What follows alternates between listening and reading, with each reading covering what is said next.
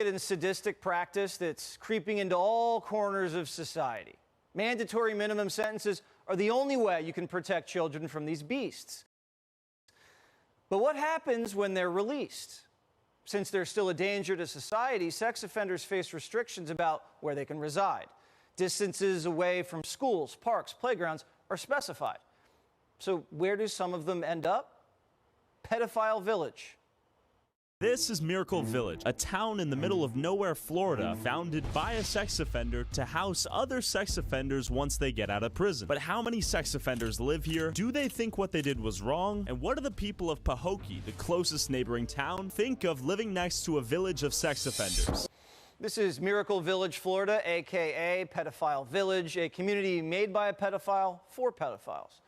80% of the people who live there are registered sex offenders. The other 20%, I don't really know what's wrong with them. And once you're a registered sex offender, that designation stays with you. Where you work and where you live can be challenging, as it should be. Investigative journalist Tyler Oliveira crossed the border into Pedophile Village and talked to them. Are you a sex offender? Yeah. What's your story? Got out after 21 years. This is the only place that would give me a chance. Oh, okay. I'll tell you what, Yeah. whether a person's guilty or innocent, Yeah. and I'm guilty, I'm not Yeah. gonna lie to you. Okay, got it. Yeah, I screwed a young girl. Okay. Yeah. Did you know how old she was? Yeah, I knew I what see. She was. Now, she was underage, don't get me wrong. Okay, when that happens, is that like your life's ruined after that? Yeah? Yeah. Did you lose job opportunities and stuff? I lost everything. Okay. I lost my job, I lost people who I thought were friends, Sure. and family. Okay. We're more of a family Okay. through here. You know, we try to watch out for each other, Yeah. take care of each other, and you get out of jail with nothing. So, on the one hand, it seems strategic to put all the pedophiles in one place. That way, they're not randomly littered all over residential neighborhoods around children. It's like a child molester quarantine. You don't need to scan the sex offender map to see where the red dots are all around your block. You know where they are. But on the other hand, this is like a pedophile summit. They swap stories, they share ideas. So is this incubating more of their illegal desires? And what happens to the town next door, adjacent to Pedophile Village? What do the people of Pahokee think? When they first moved here, they was walking all along the road. It was kind of frightening to me because I used to keep little daycare kids send me a paper as they were moving in, the sex offenders. Do you feel concerned as a father that they are so close? Yes. That's why I don't let my daughter walk anywhere. I mean, you don't know who's who. You really don't know who's who. I would tell them get away. I'm like, I don't want no parts of it. I don't want to hear about it. That's sick.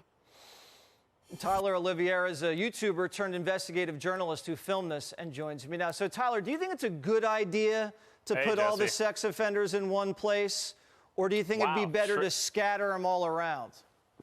Man, this is, we're jumping straight into it. I did not expect to be on primetime television talking about sex offenders, but I'm not probably the best professional to note on this, but I do think the people that live next to Miracle Village do not like the fact that they live there. And it's important to note that Pahokee is one of the poorest towns in Florida.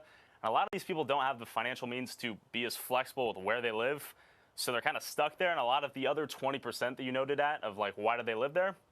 Those people are there because they may have worked in a sugar refinery that's local to Pahokee and that Miracle Village. So I'm not sure what the best strategy where convicted sex offenders should live exactly, but I do know that the people there struggle with the fact that they're so close, like 5 to 6 minute drive from this sanctuary almost of convicted sex offenders. Yeah, so they're held hostage because they don't have the means to get out right there. When you talk to these convicted sex offenders, they've served their sentence.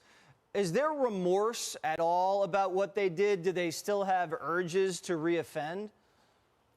This is a tough question. I definitely cannot speak as to whether or not anyone would have an urge to reoffend. The one thing I will note on, though, that's tough for me to grapple with as I ask these questions was the prevailing lack of, it seemed like discussed with the action they were legally convicted of committing.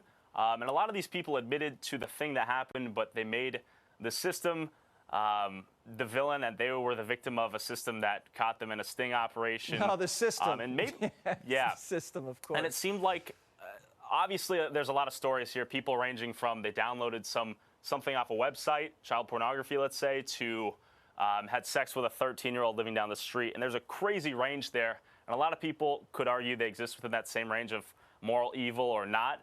That's not for me to say.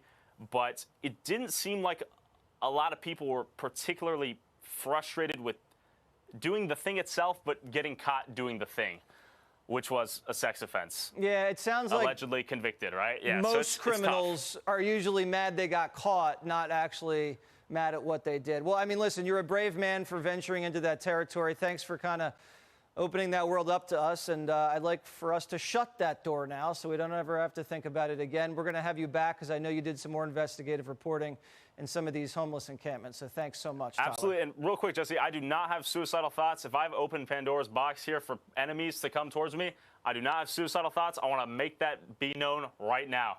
Thank you, Jesse. Thank See you you next week. All right. Thank you.